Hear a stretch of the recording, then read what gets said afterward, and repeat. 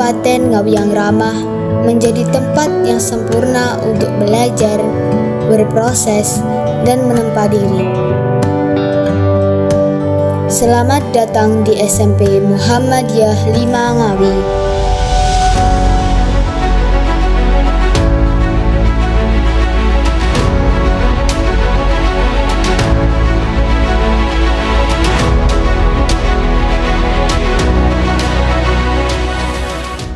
Vokal dan pengembangan diri menjadikan SMP Muhammadiyah 5 Ngawi memiliki karakter pendidikan Islam.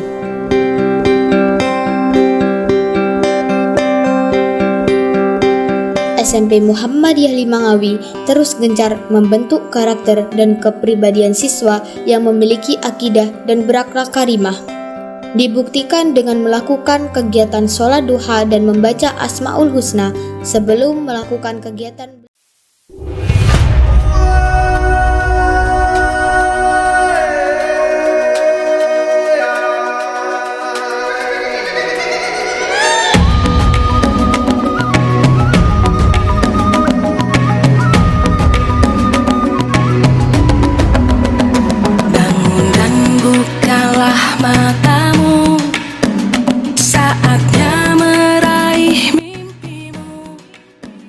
Asyhadu anna Muhammadan abduhu wa rasuluhu la nabiyya ba'da.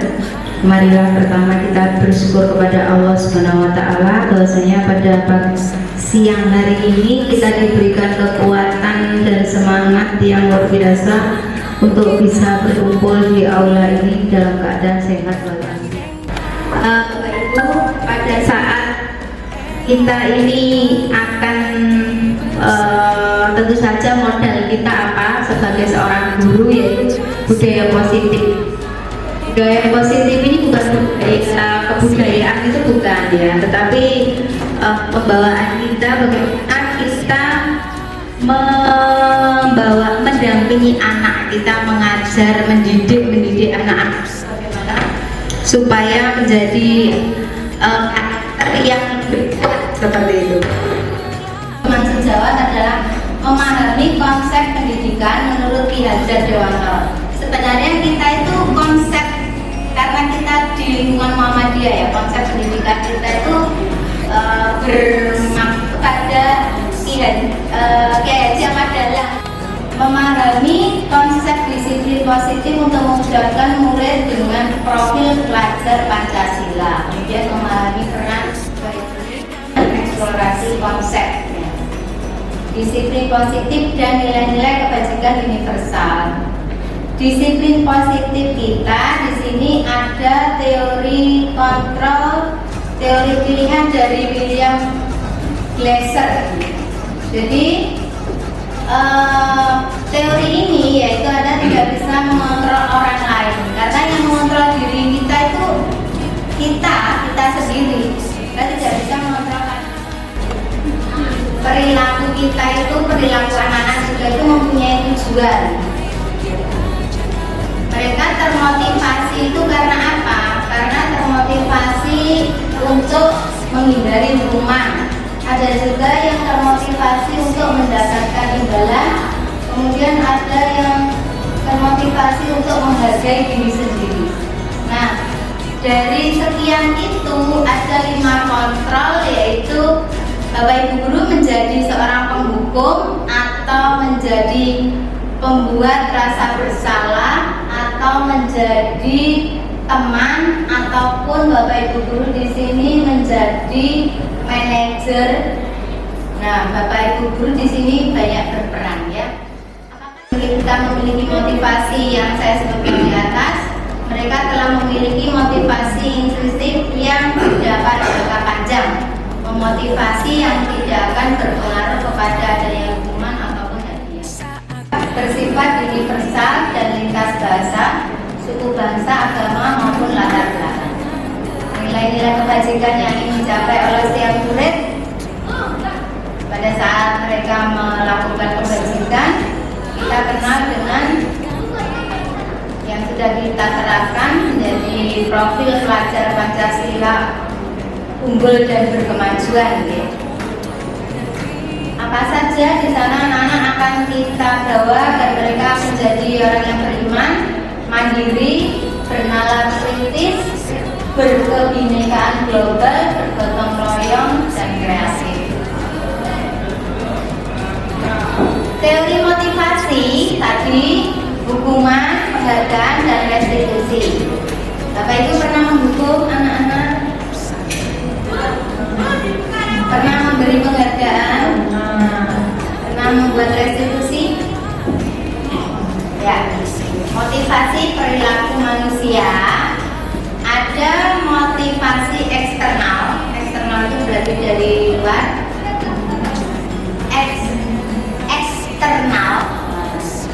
Eksternal, kemudian motivasi internal.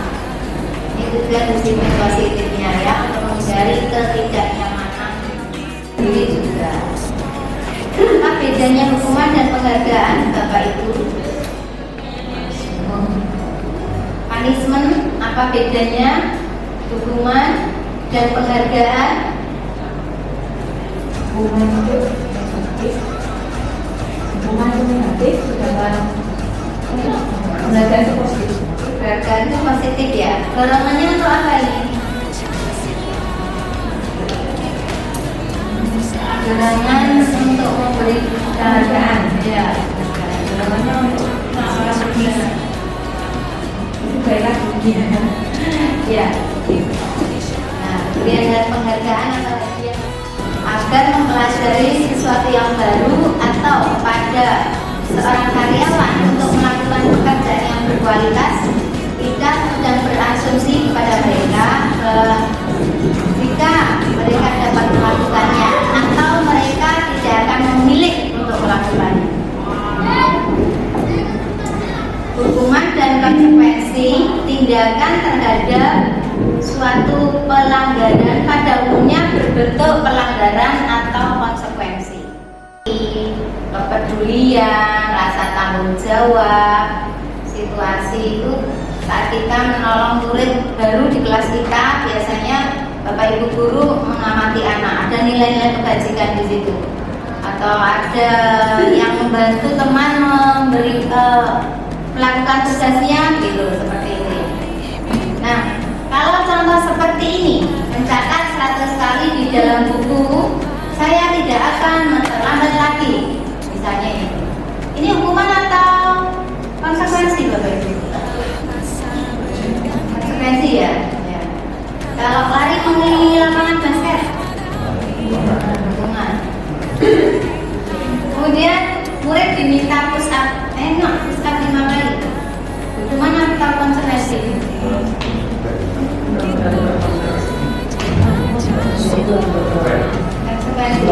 Ya. Kalau membersihkan tumpahan air yang tumpah di meja, konsekuensi. Kemudian tidak boleh pakai sepatu karena kamu tidak pakai sepatu hitam, konsekuensi. Lari mengelilingi lapangan, ini guru kecil kan? Nah ini 100 kali saya tidak akan terlambat, jadi hukuman.